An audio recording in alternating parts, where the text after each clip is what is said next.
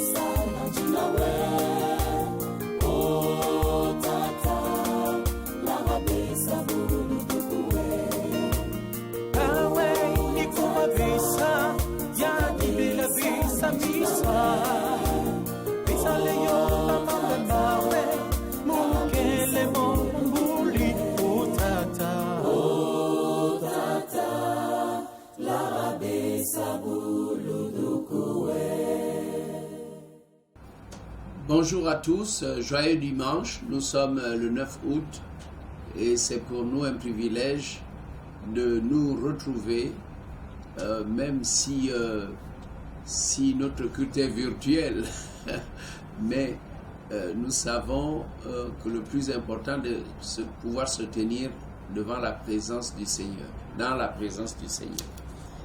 Alors que la grâce et la paix vous soient abondamment multipliées.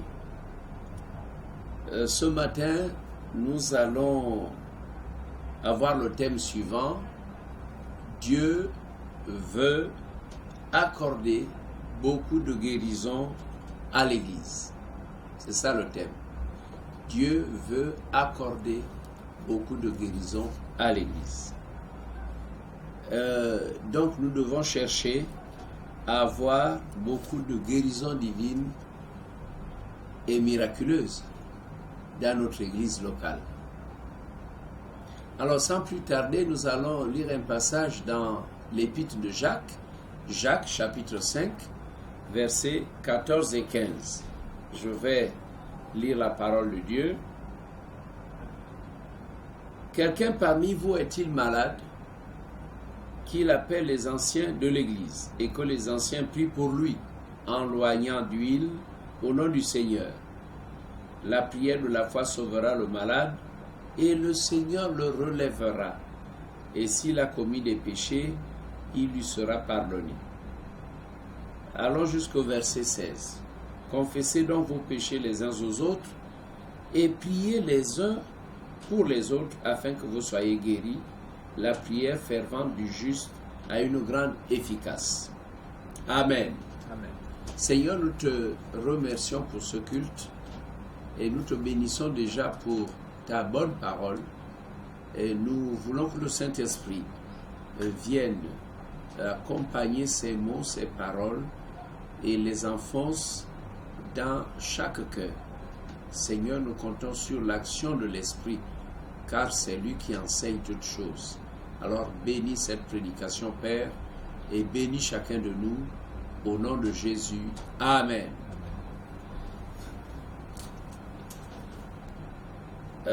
Frères et sœurs, mesdames et messieurs, la Bible donne la responsabilité de prier pour les malades aux pasteurs, évangélistes, aux collaborateurs, et c'est tout ce groupe que la Bible appelle les anciens de l'Église.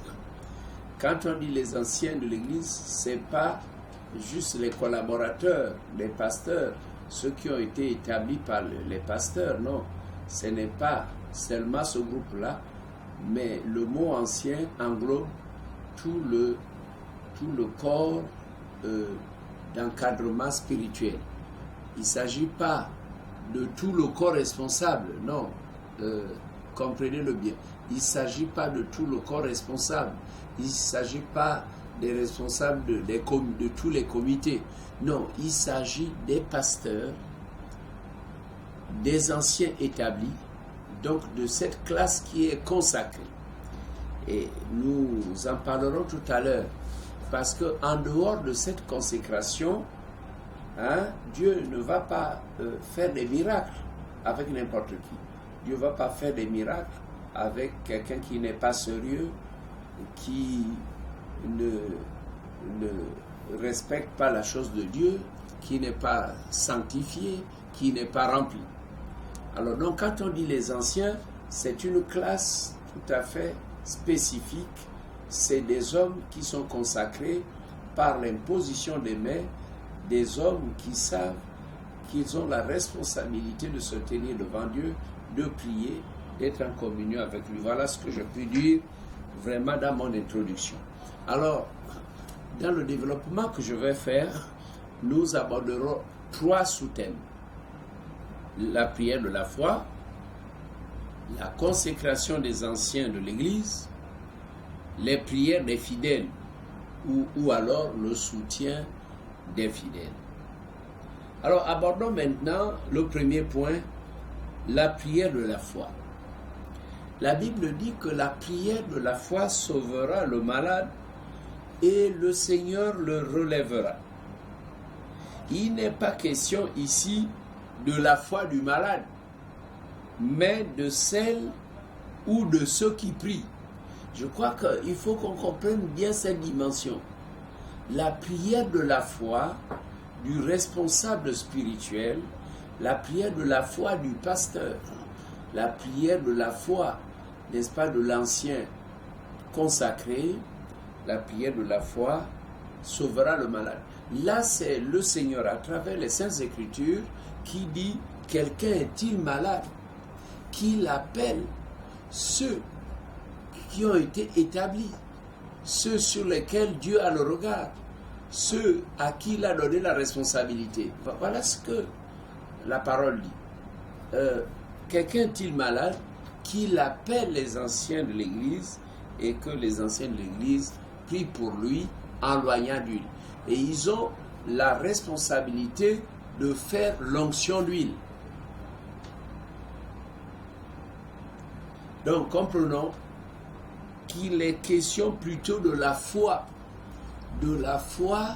des anciens, de la foi du pasteur, de l'évangéliste et de celui qui vient imposer les mains et faire l'onction d'huile. Alors, devons-nous comprendre que les anciens doivent avoir la foi. Ils doivent prier pour que leur foi augmente. Vous savez, Pierre, qu'on voit vraiment opérer, qui opère des miracles, avait buté à plusieurs reprises sur certains points. Et Jésus lui dit, pourquoi as-tu douté? Pourquoi as-tu hésité? Homme de faible foi. L'ensemble des disciples, c'était comme ça. Parfois, ils avaient peur face à certains dangers. Et le maître leur disait, pourquoi avez-vous douté, homme de peu de foi? Alors, quand nous avons peu de foi, on ne peut pas opérer des miracles. Dieu ne peut pas faire grand-chose parce qu'il y a en nous le doute. Et c'est ce message que j'avais donné mardi passé, les obstacles à la guérison, c'est le doute. Dans Éphésiens chapitre 5, verset 18, il est dit, ne vous enivrez pas de vin, c'est de la débauche. Soyez au contraire remplis de l'esprit. Donc cette classe-là, les anciens doivent faire attention à l'alcool, au vin. Parce que si on se livre à faire la bonne chair avec du vin, alors on ne sera pas rempli du Saint-Esprit. C'est l'un ou l'autre, il faut faire un choix. Il faut faire un choix. Au lieu d'être fatigué par le vin, après avoir mangé, on est lourd. La Bible conseille d'être plutôt rempli du Saint-Esprit. Nous devons être toujours prêts à intervenir. Peut-être il y aura un démon à chasser, il y aura un malade sur qui nous devons invoquer, pour qui nous devons invoquer le Seigneur. Il faut toujours être prêt. Donc, cela m'amène à aborder le deuxième point qui est la consécration des anciens de l'Église. Dieu tient beaucoup à ce que les anciens de l'Église soient efficaces en exerçant l'encadrement spirituel des âmes. il faut qu'ils aient la puissance qui découle de la communion avec Dieu. Les anciens de l'Église doivent vraiment être remplis du Saint-Esprit. Ils doivent avoir la foi en Dieu. La foi en Dieu augmente par une communion avec Dieu et par une vie de prière qui ne se relâche pas. La communion avec Dieu. J'allais plutôt dire que la foi en Dieu augmente par une vie de communion avec Dieu et par une prière qui ne se relâche pas.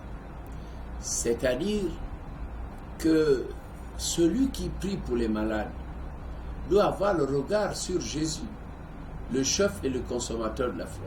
Celui qui prie pour le malade doit savoir là où il puise, là où il prend la puissance de la guérison. Il doit avoir le regard sur les meurtrissures de Jésus. Et parce qu'il y en a qui ont le regard sur eux-mêmes. Et maintenant, il y a des pratiques douteuses où la personne, n'est-ce pas, s'élève soi-même et accepte tous les honneurs, les ovations, et on dit que c'est un bishop puissant. Non, ça ne vient pas de Dieu. Toute la gloire doit être rendue à Dieu. Dieu veut faire des miracles extraordinaires par nous, mais à condition que toute la gloire revienne à Dieu. Quand Paul et Barnabas, la foule a voulu, la foule les avait ovationnés en disant qu'ils sont des dieux descendus sur terre. Ils ont voulu les porter en triomphe, ils ont voulu leur offrir des sacrifices. Qu'est-ce qu'ils ont fait? Ils ont déchiré leurs vêtements, se sont jetés par terre en suppliant la foule de ne pas faire de telles choses. Alors, beaucoup se réjouissent, ils ont le sourire aux lèvres, parce que on dit qu'ils sont puissants. Alors, il y a des foules qui suivent ceux qui sont puissants. Mais alors, c'est malheureux pour ces personnes-là, parce que Dieu n'est plus avec eux. Alors, il faut avoir donc le regard sur celui qui est l'auteur de la guérison, celui qui a acquis la guérison. Aucun bishop n'est mort à la croix, aucun apôtre n'est mort à la croix, aucun pasteur, aucun serviteur de Dieu. Mais celui qui a souffert, qui a été blessé, qui est mort, qui a donné sa vie en sacrifice, c'est Jésus-Christ. C'est le seul qui a l'honneur, qui mérite la gloire. Et c'est lui justement qui guérit. Alors si vous comprenez bien, ce n'est pas la prière qui guérit. Ah, écoutez-moi bien, ce n'est pas la prière qui guérit. Alors, vous voyez qu'on peut s'enorgueillir parce qu'on prie beaucoup. Les prophètes de Baal priaient beaucoup. Et Dieu dit parfois, ce n'est pas la longueur, ce n'est pas l'abondance des mots. Qu'est-ce qui est important quand on se tient devant Dieu? C'est la communion avec Dieu. Car avant que notre bouche ne s'ouvre, Dieu sait ce qu'on va lui demander. Donc ce n'est pas la prière qui guérit, c'est Jésus qui guérit. Amen, c'est Jésus. C'est Jésus qui guérit. L'Ancien Testament parle de Dieu qui guérit. C'est le Dieu qui guérit. El Rapha, celui qui guérit. C'est lui, l'Éternel, qui guérit. C'est le Seigneur Jésus qui a acquis la guérison pour, n'est-ce pas, le peuple racheté et pour tous ceux qui croient en lui. Alors, donc nous devons avoir la foi en Dieu. Celui qui s'approche de Dieu, déjà, doit croire que Dieu existe et qu'il est le rémunérateur de ceux qui le cherchent. Dieu récompense ceux qui le cherchent. Et donc, il faut que les anciens de l'Église cherchent Dieu. Et s'ils cherchent Dieu dans la prière, dans le jeûne, dans la consécration, dans la pureté, s'ils cherchent Dieu, Dieu est le rémunérateur de ceux qui le cherchent. Dieu va les récompenser. Dieu va agir au travers d'eux. Il ne faut pas que la guérison soit l'affaire de certains. Oui, il faut que, moi je n'ai pas le don, mais le frère a le don. Mais non, je voudrais vous dire aujourd'hui que la guérison a été accordée à l'Église. toute église locale doit enregistrer des guérisons. Partout où vous êtes, s'il y a une église avec des anciens établis, des anciens consacrés, des anciens sanctifiés, des anciens remplis du Saint-Esprit, la guérison divine doit être dans cette église. Ne pas attendre le grand évangéliste comme Bonquet venait pour qu'il y ait beaucoup de guérisons au stade. Mais les guérisons, nous pouvons les avoir chaque jour. Donc il y a des chrétiens qui sont là, qui souffrent. J'ai parlé récemment des maladies incurables. Il y en a qui sont là en se disant, ma maladie est incurable, en tout cas, bon, qu'est-ce que je vais faire? Donc, chaque jour, cherche à être guéri. Chaque jour. C'est-à-dire que dans l'église locale, le processus, selon Jacques, chapitre 5, à partir du verset 14, 15, 16, c'est que tu appelles les anciens de l'église et que ces derniers prient pour toi en t'oignant d'huile au nom du Seigneur. La prière de la foi. La prière de la foi. La foi, pas forcément du malade, mais la foi du pasteur qui prie, la foi de l'évangéliste qui prie, la foi de l'ancien qui prie, la foi du diacre qui prie, la prière de la foi sauvera. Alors, je cherche toujours à savoir pourquoi la Bible ne dit pas guérira. Et un peu partout, Jésus dit, ta foi t'a sauvé. Après, il dit, sois guéri. Confessez vos péchés les uns aux autres, hein? Bon, afin que vous soyez pardonnés, après guéris. Alors, donc, à tout moment, il faut que celui qui prie sache que il n'est qu'un véhicule, il n'est qu'un moyen, il n'est qu'un instrument utilisé par Dieu, juste pour faire la prière. Mais il faut que Dieu exauce cette prière. Maintenant, ce que nous ignorons, c'est que Dieu agit selon sa volonté. Un jour, j'avais été invité à Jeanne-et-Bory, invité par une sœur en Christ parce que son père était mourant. Alors je suis allé à Jeanne-et-Bory. Et sachant que le monsieur était mourant, je l'ai évangélisé pour l'amener à confesser Jésus, à demander pardon. Je l'ai amené à faire la prière de confession. Mais dans cette prière, je disais, Seigneur, que ta volonté soit faite. Si tu veux lui donner la vie, Seigneur, donne-lui la vie. Mais si il est arrivé au terme de sa vie, au terme de ses jours sur terre, Seigneur, pardonne ses péchés. Alors j'ai dit Amen. Alors le monsieur, il est bien mort après. Dieu merci qu'il avait confessé Jésus, qu'il avait cru en Jésus. Mais à côté, dans un lit, tout à côté, il y avait quelqu'un qui était sous dialyse depuis 7 ans. 7 ans. 7 ans, il était là. C'était, n'est-ce pas, l'homme hébergé, hospitalisé depuis des années. Et il était bien connu, on s'occupait de lui. Maintenant, quand je prie pour lui, c'est lui qui est miraculeusement guéri. Alors ça a bouleversé Jeanne-et-Bory, au point que un groupe d'infirmiers d'État, de sages-femmes, donc le personnel de santé de Jeanne-et-Bory, ils ont décidé de venir en délégation. Ils m'ont trouvé chez moi, j'habitais à Louis. Ils ont frappé à la porte, j'ai vu des gens avec des blouses blanches.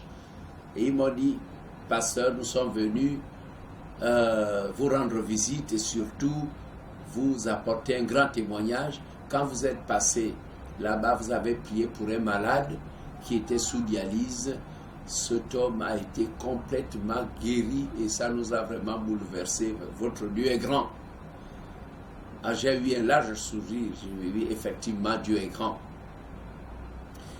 Là, il y a une question aussi de volonté de Dieu. Et quand nous prions, quand les chrétiens prient, ils ne demandent pas la volonté de Dieu. il y a des moments où la personne va partir. Vous ne pouvez rien faire. Et j'ai eu ça avec des papas spirituels où Dieu me disait, ne prie plus pour la guérison. Ne prie plus pour la guérison, mais prie et demande que ma volonté soit faite. Prépare les gens au deuil qui va arriver. Je suis souverain. J'ai décidé de prendre mon serviteur. Enfin, il y a des affectations dans notre patrie. C'est nous qui pensons que nous resterons bembe, mutu na mutu, peke peke, toujours sur cette terre. Mais il peut arriver que Dieu décide, n'est-ce pas, d'affecter quelqu'un dans la partie céleste. Alors, est-ce que nous prions selon la volonté de Dieu? Ça, le corps pastoral doit comprendre ces choses. Vous voyez, c'est des petits points importants. Quand tu pries, qu'est-ce que tu dis? Seigneur, que ta volonté soit faite. Moi, je te supplie. Je prie pour la guérison du frère. Je prie pour la guérison de la sœur, mais que ta volonté soit faite. Moi, j'ai commis beaucoup d'erreurs dans ce domaine. J'avais même retardé le départ de mon père, qui était pasteur, et à cause de mon erreur, il avait souffert 2 ans de plus. Mais alors que Dieu m'avait dit, mais pourquoi ne veux-tu pas qu'il s'en aille? Est-ce que tu veux qu'il souffre? Mais je suis rentré dans une forte négociation avec mon Dieu. Et finalement, il m'a laissé dans la volonté permissive. Et c'est ainsi que, n'ayant pas fait la volonté du Seigneur, mon père, sa vie a été rallongée de 2 ans, et ce fut 2 ans de souffrance extrême. Et toute la famille pensait qu'il talonnait Job. Ah, ça, et moi je l'ai amèrement regretté. Vous voyez, vraiment que le Seigneur apporte une nouvelle touche qui vient nous émonder, qu'il enlève les cendres avec la mouchette en or, n'est-ce pas? Ces cendres soient recueillies sur un cendrier en or, les mouchettes en or, pour tailler les cendres afin que la mèche brûle. La mèche de notre ministère, la flamme de notre ministère doit bien brûler. Vraiment que Dieu nous aide. Il faut que la foi des anciens augmente par une communion étroite avec Dieu et par une prière qui ne se relâche point. À cause de notre responsabilité, nous devons prier sans cesse. Le 3e point à aborder concerne les fidèles, les chrétiens. Les fidèles de l'Église doivent aussi prier sans cesse pour les serviteurs de Dieu qui les encadrent. Dans Éphésiens 6, verset 18, l'apôtre Paul écrit ceci: « Faites en tout temps par l'Esprit toutes sortes de prières et de supplications. Veillez à cela avec une entière persévérance et priez pour tous les saints. » Donc, les chrétiens doivent prier, l'Église doit prier. Prier en tout temps, par l'Esprit, adresser à Dieu des prières, toutes sortes de prières et de supplications. Veillez à cela avec une entière persévérance et priez pour tous les saints. Au verset 19, Éphésiens 6, verset 19, il est écrit: priez pour moi. Donc l'apôtre Paul, le grand apôtre Paul, qui a la puissance d'accomplir les miracles au nom de Jésus, dit priez pour moi. Parce qu'il priait lui-même, mais il avait aussi besoin des prières des chrétiens. Alors on se demande, les chrétiens sont des grands consommateurs des bénédictions de Dieu. Ah, pasteur, prie pour moi. Pasteur, ça ne va pas. Pasteur, il y a ceci. Ah, pasteur. Mais maintenant, est-ce que tu pries pour le pasteur? Est-ce que tu conçois dans ton esprit, est-ce que dans ton programme, il y a la prière pour les hommes de Dieu? afin que le Seigneur les aide. Regardez comment priait l'Église primitive. Nous voyons ça dans Acte 4, à partir du verset 29 jusqu'à 31. À un moment donné, il dit, Seigneur, étends ta main pour qu'il se fasse des guérisons, des miracles et des prodiges par les mains de tes serviteurs. Donc, que tu leur donnes une ferme assurance, donne à tes serviteurs une pleine assurance pour que, à travers leurs mains, à travers les guérisons, à travers les prières de guérison, n'est-ce pas, que des miracles et des prodiges soient accomplis.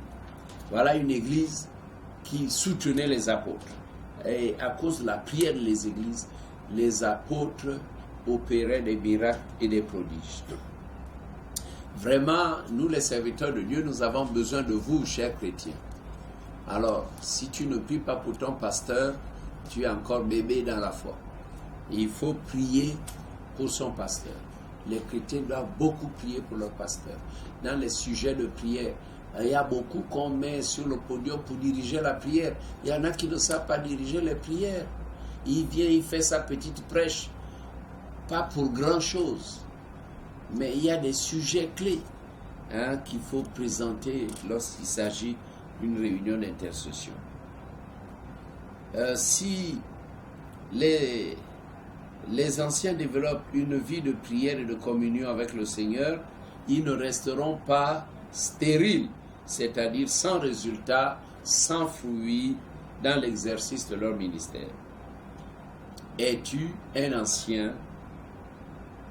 Es-tu ancien d'église sans résultat dans le domaine de la guérison divine, dans le domaine des miracles? Est-ce que tu as un peu réfléchi? Tu comptes combien de guérisons dans ton actif?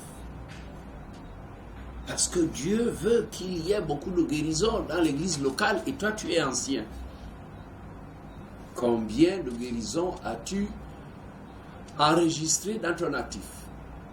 Est-ce que tu es encouragé de prier davantage pour les malades? Parce qu'on ne s'improvise pas. C'est quand le Seigneur fait agir avec toi que tu vas continuer. Et si tu commences, tu es fidèle dans les petites choses, il t'amènera dans les plus grandes. Mais n'improvise pas. Ne viens pas imposer tes mains qui n'ont rien, parce que il n'y a pas, les années passent, il n'y a pas de résultat. Et quand les autres imposent les mains, tu viens là. Non. Je suis un peu, je suis là un peu pour secouer, mais c'est le Saint-Esprit qui vous interpelle à travers ce message. Si Dieu ne travaille pas avec toi dans ce domaine, prie, jeûne et cherche le Seigneur. Prie, jeûne et cherche le Seigneur. Donc, je répète, considère ce message comme une interpellation de la part de l'Esprit Saint. Cherchez à avoir beaucoup de guérisons miraculeuses dans votre ministère. Quand l'apôtre Pierre a prié pour le boiteux, comment a-t-il fonctionné? Le boiteux lui demandait de l'argent. Le boiteux n'avait pas la foi. Le boiteux ne connaissait pas Jésus. Lui, ce qui l'intéressait, c'était avoir de l'aumône, avoir de l'argent. Mais Pierre va lui dire, je n'ai ni argent ni or, mais ce que j'ai. Ah, il avait la foi. Ce que j'ai, je te le donne. Et après, donc quand la foule verra ce grand miracle, la foule va se ruer et Pierre va expliquer ceci. C'est par la foi en son nom que son nom a raffermi celui que vous voyez et connaissez. C'est la foi en lui, c'est la foi en Jésus-Christ qui a donné à cet homme cette entière guérison en présence de vous tous. Vous voyez, le boiteux n'avait pas la foi, mais Pierre et Jean avaient la foi. Amen. Ah, donc les anciens doivent avoir la foi. Doivent avoir la foi et ne pas toujours dire ah, si tu n'es pas guéri, c'est que tu manques de foi. Non, non, non. Alors, qu'allez-vous faire si vous devez ressusciter un mort? Est-ce qu'un mort a la foi? Est-ce que la fille de Jairus qui avait 12 ans avait la foi? Elle était morte. Mais la foi, c'est celui qui vient prier. Donc, vraiment que Dieu nous aide. Que Dieu nous aide à réfléchir sur ça. Seigneur, augmente ma foi. Augmente-moi la foi. Telle doit être la prière de nous tous qui sommes des responsables d'église et des encadreurs spirituels. Dans Jacques 5, verset 16, je vais bientôt terminer, il est écrit que la prière fervente du juste a une grande efficace. La prière fervente du juste a une grande efficace. Chers anciens de l'Église, des assemblées de Dieu du Gabon, ou d'ailleurs, votre Dieu veut que vous soyez puissants. C'est écrit dans le psaume 68, verset 28. Ton Dieu ordonne que tu sois puissant. Amen. Ton Dieu ordonne que tu sois puissant. En conclusion, Dieu a donné à l'Église la guérison divine acquise à travers les meurtrissures de Jésus-Christ. Il attend que les anciens de l'Église prient avec foi et que les malades soient guéris. Que les malades soient guéris. Alors, vraiment, préparons-nous à obtenir beaucoup de résultats. Il y a trop de malades. Vraiment que Dieu guérisse les malades. Que Dieu soit en communion avec celui qui guérit. Ce n'est pas nous qui guérissons. Ce n'est pas notre religion qui guérit. Mais c'est Jésus qui guérit. Soyons en communion. Invoquons Jésus. Qu'il soit toujours présent. Quand nous prions pour les malades, quand nous faisons l'onction d'huile, alors l'onction d'huile est là comme un symbole. Mais c'est Jésus. Notre prière est un moyen. C'est le moyen d'action. Mais c'est Jésus. Que Dieu nous bénisse. Vraiment, soyons tous bénis. Amen. Merci Seigneur. Je demande que tu augmentes ma foi. Moi qui viens de prêcher, augmente-moi la foi. Augmente à mes collègues la foi. Augmente à tous ceux qui peuvent s'appeler anciens de l'Église. Augmente la foi de tout un chacun. Et que Seigneur, tu travailles davantage dans notre Église locale. Partout où nous allons en mission. Seigneur, que vraiment le témoignage soit là, un témoignage qui dit que Jésus-Christ est le même aujourd'hui.